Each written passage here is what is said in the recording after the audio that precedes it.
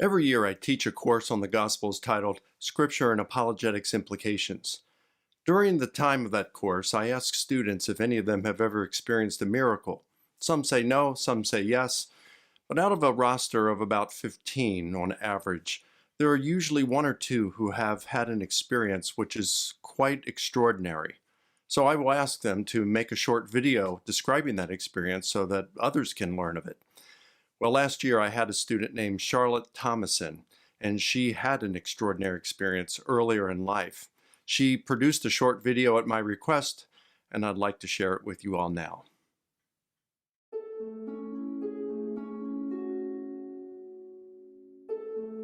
My name is Charlotte Thomason. I'm 65 years old. I live in a small town just south of Houston.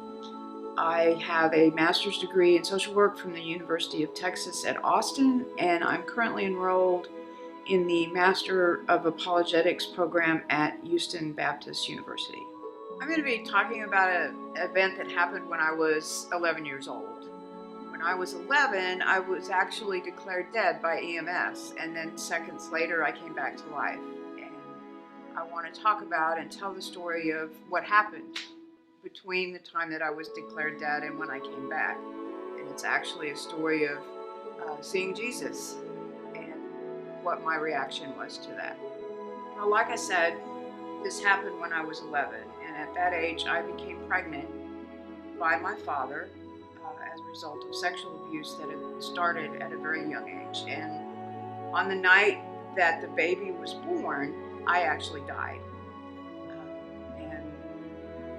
I don't remember everything that happened, but what I do remember is I remember seeing my baby, and she had black hair, and I heard her cry, and then I heard a really loud scream, and then everything went silent, and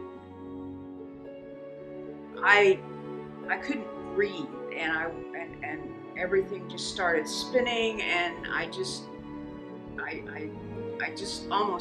could feel myself not being able to breathe, and then there was just this dark emptiness that just surrounded me, and finally I just closed my eyes, and when I did that, this incredible soothing peace just surrounded me, and I really wanted to just stay there, and I didn't want to open my eyes, but finally I did. And when I did, I was in this amazing place. I was in a field, and there was grass all around. The grass was silver and white, and there was this breeze that was blowing through it, and it was really like making music.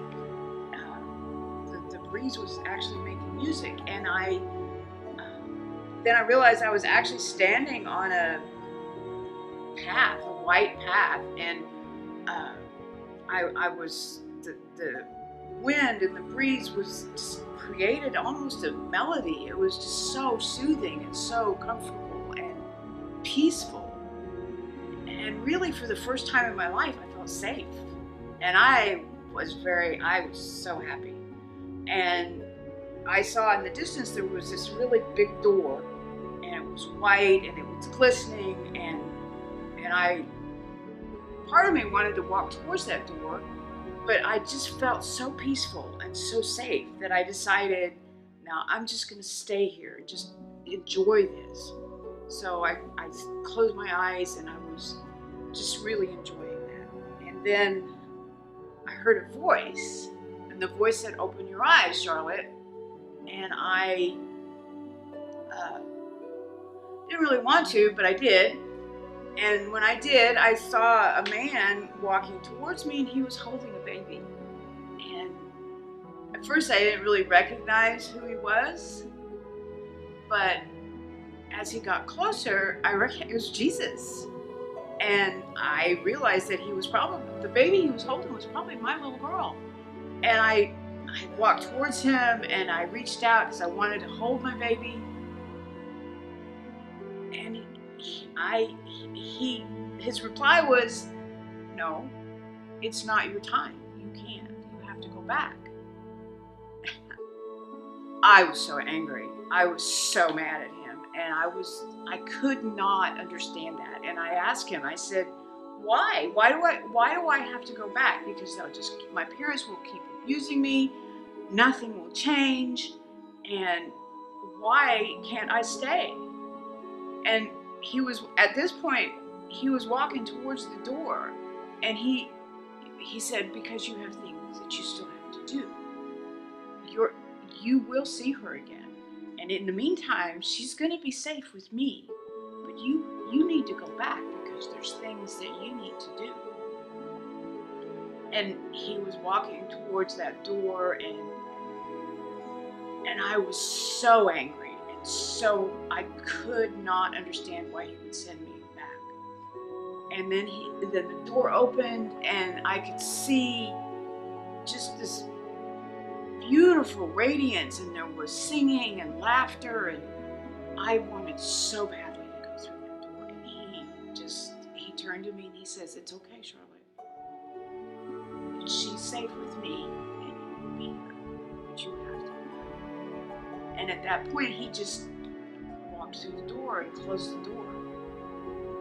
And at that moment, that darkness completely engulfed me. And the glorious place was gone. And I heard someone shout, "She's back! Let's get her to the hospital." And my parents told me later that I'd hemorrhaged after the baby was born, and when the EMS came, they couldn't get the bleeding to stop. But then I came back. They were able to stop the bleeding enough to get me to the hospital, and so I lived, but my baby did not. She did not survive. And I really didn't tell anybody about what had happened. I was angry for a really long time that I had to come back, and the abuse did not stop until I left home at age 18.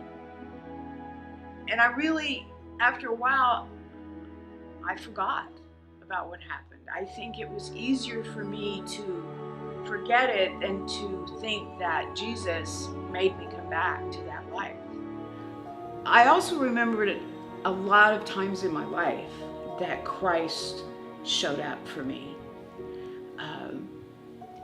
He would either send someone, or he would definitely just be there at times when I was at my darkest places. And several times he saved my life. Several times when I wanted to take my own life, circumstances happened that were definitely his presence in my life. And I remembered those times, and I remembered that those memories helped me through the darkest times of getting through the trauma of remembering everything that happened to me. And I really, really think that those experiences with Jesus are as much of a miracle as the actual events of coming back to life. You know, I was a little girl. I didn't want to come back to life. I didn't understand the miracle, and I really didn't want that miracle. But now, at age 65, I realize that I did have things to do, and I understand the decision that he made. And I do know that at some point, I will see that baby again.